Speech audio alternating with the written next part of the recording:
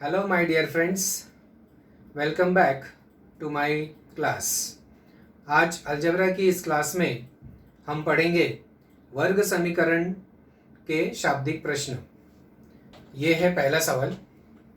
प्रगति की 2 वर्ष पूर्व और 3 वर्ष के बाद की आयु का गुणनफल 84 है, तो उसकी वर्तमान आयु ज्ञात करो। ठीक है, सवाल को थोड़ा समझेंगे पहले हम लोग।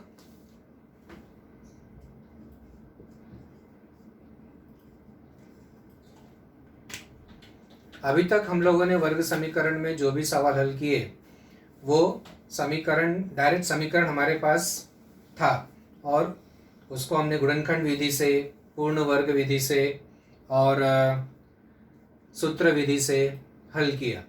अब यहाँ पर डायरेक्ट समीकरण हमारे पास नहीं है। क्या है?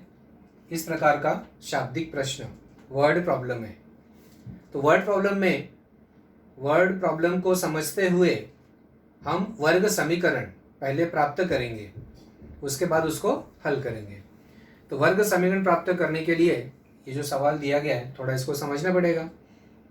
यहाँ पे दिया है प्रगति की 2 वर्ष पूर्व और 3 वर्ष के बाद की आयु का गुणनफल 84 है।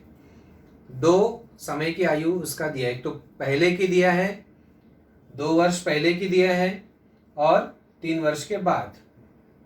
वर्तमान मालूम नहीं, राइट? तो हम वर्तमान मान लेंगे और फिर पीछे की आयु ज्ञात करेंगे और फिर भविष्य की आयु ज्ञात करेंगे। तो माना प्रगति की वर्तमान आयु x वर्ष है। यहां से हम शुरू करते हैं।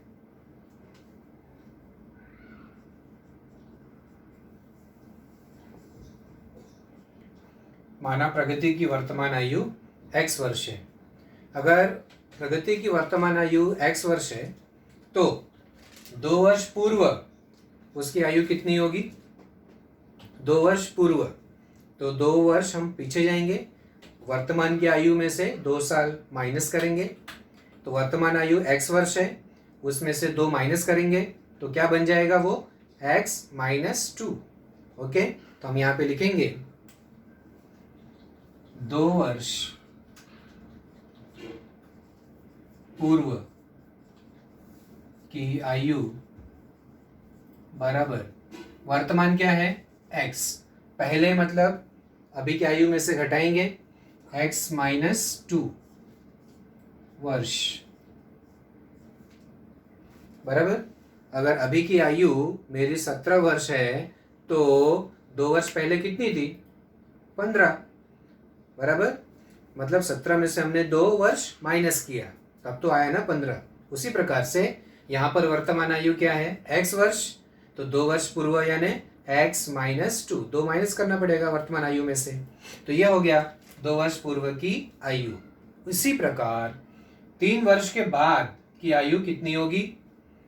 3 वर्ष के बाद, तो वर्तमान आयु से ही शुरू करेंगे। वर्तमान आयु x वर्ष है, तो 3 वर्ष के बाद अर्थात उसमें 3 जोड़ देंगे, वर्तमान आयु में 3 जोड़ देंगे, तो क्या बन जाएगा? फिर वो x में 3 जोड़ेंगे तो हो जाएगा x + 3। 3 वर्ष बाद की आयु बराबर x + 3 वर्ष। करेक्ट? ये हो गया 2 वर्ष पहले और ये हो गया 3 वर्ष के बाद। अब जो प्रश्न दिया है उसमें कौन सी शर्त दी गई है, कंडीशन क्या दी गई है? 2 वर्ष पूर्व और 3 वर्ष के बाद की आयु का गुणनफल, दोनों प्रकार की आयु का गुणनफल। ठीक है, तो प्रश्नानुसार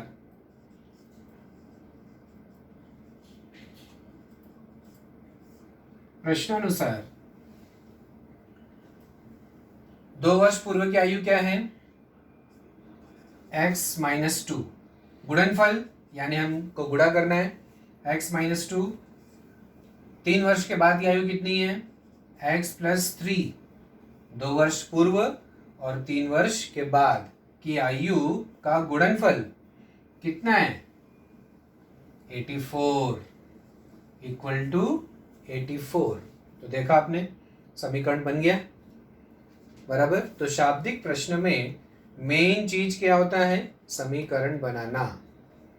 सवाल को समझते हुए समीकरण हमें बनाना आना चाहिए।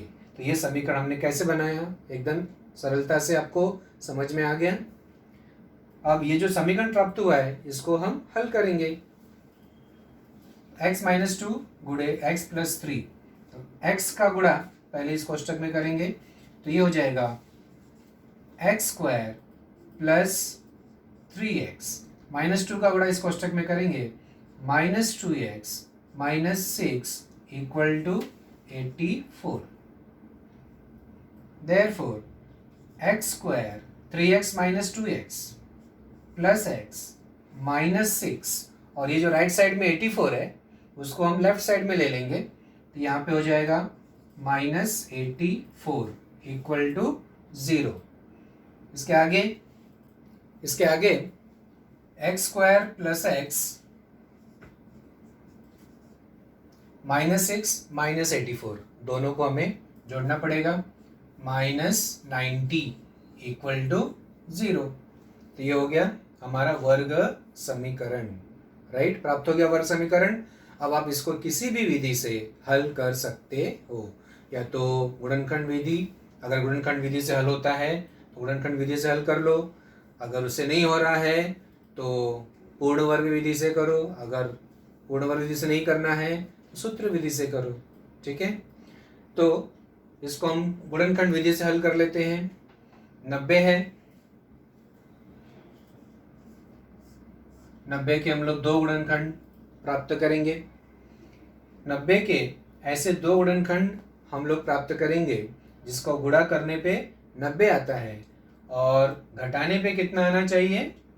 1, क्योंकि जो मध्यम पद है वो कितना है? 1x, राइट, तो 1 आना चाहिए। तो 90 के ऐसे कौन से दो गुणनखंड हैं जिसका गुणा करने पे 90 आता है और घटाने पे 1 आएगा?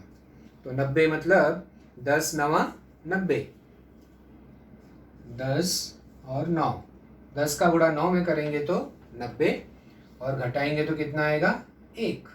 अब ये दो गुणनखंड का चिन्ह लगाना है हमें। 90 का चिन्ह क्या है? माइनस। तो जब यहाँ चिन्ह माइनस होता है तो मध्यम पद का चिन्ह बड़े वाले गुणनखंड का आता है, तो यहाँ पे इसका चिन्ह हो जाएगा प्लस और इसका चिन्ह हो जाएगा माइनस। ओके, तो यहाँ पे आगे हम लोग लिखेंगे x square plus 10x minus 9x minus 90 बराबर 0। ये आपने पहले ही गुणनखंड विधि में सब सीख लिया है। दोनों पदों में x कॉमन है, x प्लस 10, इन दो पदों में माइनस 9 कॉमन है, x plus 10 equal to 0। x plus 10 और x माइनस 9 बराबर 0, इसलिए x प्लस 10 बराबर 0 या x माइनस 9 बराबर 0, और इसका मतलब होता है x बराबर माइनस 10 या x बराबर 9। तो आ गया x का मान, x का मान आ गया, मतलब क्या आ गया? हमने x क्या माना था? प्रगति की आयु। तो प्रगति की आयु -10 या 9, तो आयु कभी ऋणात्मक होती है क्या? नहीं। इसका मतलब x जो है वो -10 नहीं होगा, ये हम मान नहीं लेंगे। हम क्या, कौन सा मान लेंगे? x बराबर 9, ठीक है। तो लेकिन इसके लिए हमें यहाँ पे ये वाक्य लिखना पड़ेगा कि आयु ऋणात्मक नहीं होती, इसलिए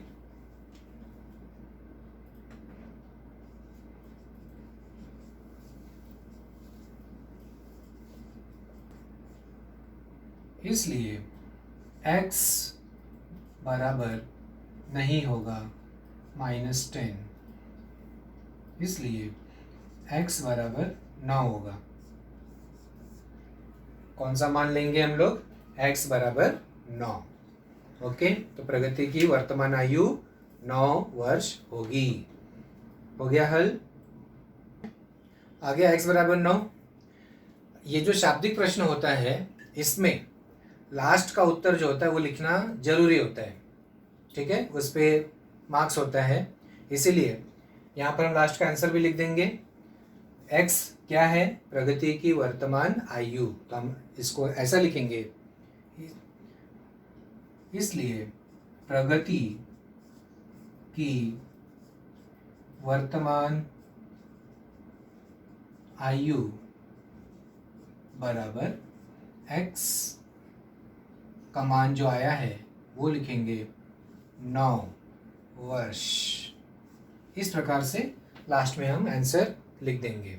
ओके, अब हम दूसरा उदाहरण देखेंगे। ये है दूसरा उदाहरण। दो क्रमिक सम प्राकृत संख्याओं के वर्गों का योगफल 244 है। वे संख्याएं ज्ञात करो। ठीक है,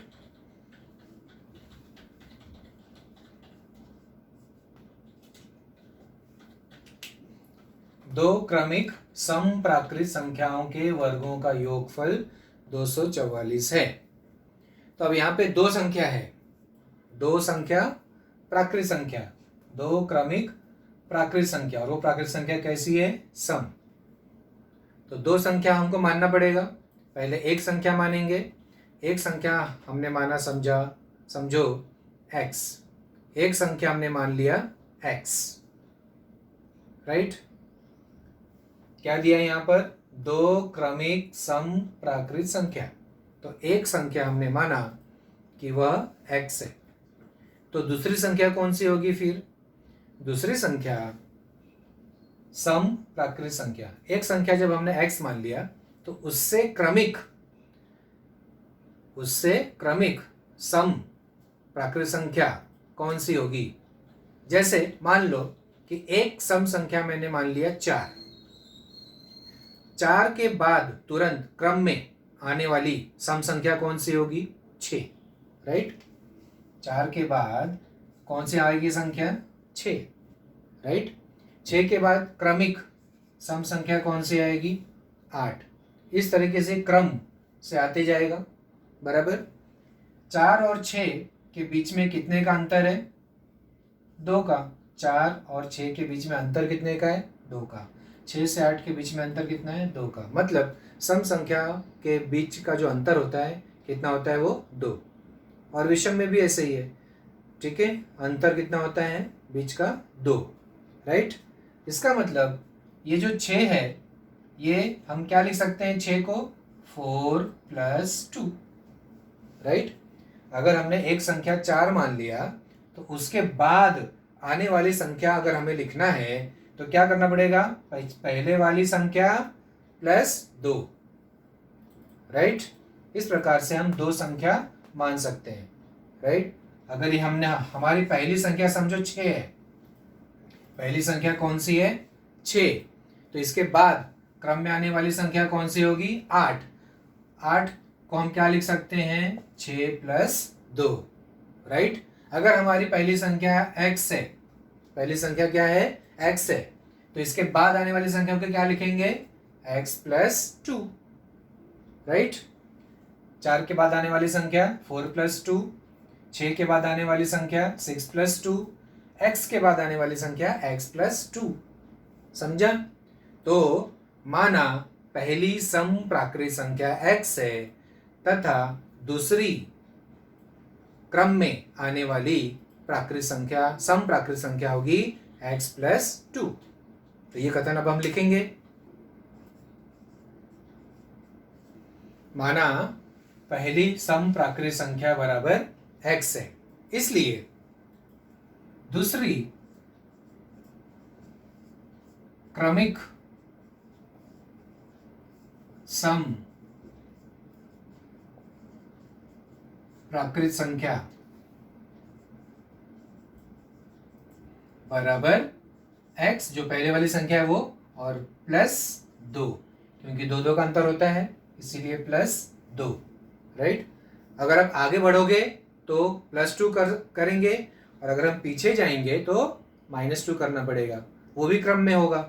जैसे उसी का उल्टा, जैसे अगर 8 है, पहली संख्या अगर हमने 8 माना तो इसके पीछे वाली क्रम वाली संख्या कौन सी होगी? 8 - 2 यानी कि 6, राइट। तो अगर हम पीछे लेंगे तो 8 माइनस 2 करना पड़ेगा, राइट।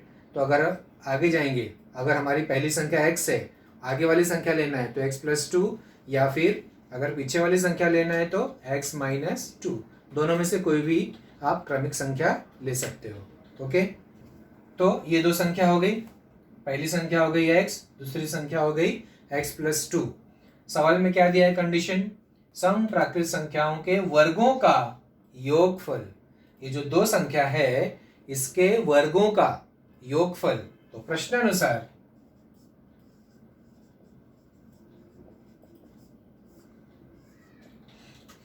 पहली संख्या x, उसका वर्ग मतलब x स्क्वायर, प्लस दूसरी संख्या है x प्लस 2 और उसका वर्ग, वर्गों का योगफल बराबर कितना है 244, राइट। तो बन गया समीकरण। अब इस समीकरण को हम आगे हल करेंगे। एक्स स्क्वायर प्लस इसका पूर्ण वर्ग निकालो सूत्र के अनुसार, x square plus 4x plus 4 a plus B the whole square का सूत्र आ गया बराबर 244। X square plus x square 2x square plus 4x plus 4, ये जो 244 है वो इस साइड ले लेंगे, माइनस 244 बराबर 0। अब इसके बाद आगे आएगा 2x square plus 4x plus 4 minus 244, minus हो जाएगा तो माइनस 240 इक्वल टू 0। 2 से डिवाइड कर देंगे, तीनों पदों में भाग जाता है, इस समीकरण में 2 से भाग देने पर तो ये हो जाएगा x square plus 2x minus 120 equal to 0। तो मिल गया ये सरल वर्ग समीकरण। इसको भी हम गुणनखंड विधि से हल कर सकते हैं। 120 के ऐसे दो गुणनखंड ज्ञात करो जिसका गुणा करने पे 120 और घटाने पे 2, क्या होता है वो 12 दामे 120, 12 टेंजा 120, दोनों का गुणा करेंगे तो 120 और माइनस करेंगे तो 2। यहाँ पे चिन्ह क्या आएगा, अगर यहाँ माइनस है तो मध्यम पद का चिन्ह बड़े गुणनखंड का आएगा और दूसरा हो जाएगा माइनस, तो हमें मिल जाएगा माइनस 120।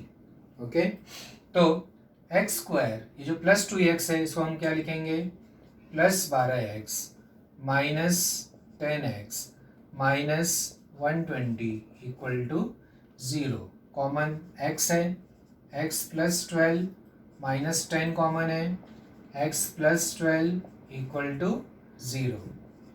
x प्लस 12 और x माइनस 10 बराबर 0। x प्लस 12 इक्वल टू 0 या x माइनस 10 बराबर 0, इसलिए x बराबर माइनस 12 या x बराबर 10। आ गया x का मान। अभी x क्या है, प्राकृत संख्या है, तो प्राकृत संख्या ऋणात्मक होती है क्या, नहीं होती है, इसीलिए ऋणात्मक वाला मान हम नहीं लेंगे। कौन सा मान लेंगे, x बराबर 10। तो यहाँ पे लिखेंगे प्राकृत संख्या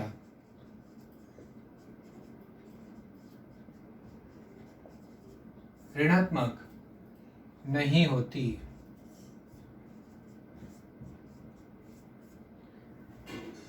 इसलिए x जो है माइनस 12 नहीं होगा और इसलिए x का मान, इसलिए x बराबर होगा 10। ठीक है, तो प्राकृत संख्या, पहली प्राकृत संख्या कौन सी हो गई 10, जो हमने माना था पहली सम प्राकृत संख्या हो गई 10, और इसके बाद क्रम में आने वाली संख्या कौन सी होगी, उसमें 2 जोड़ देंगे 12। तो लास्ट का आंसर लिखना जरूरी है, लास्ट में आप लोग आंसर लिख दोगे कि पहली प्राकृत संख्या, पहली सम प्राकृत संख्या बराबर 10 तथा दूसरी सम प्राकृत संख्या बराबर 12। ओके।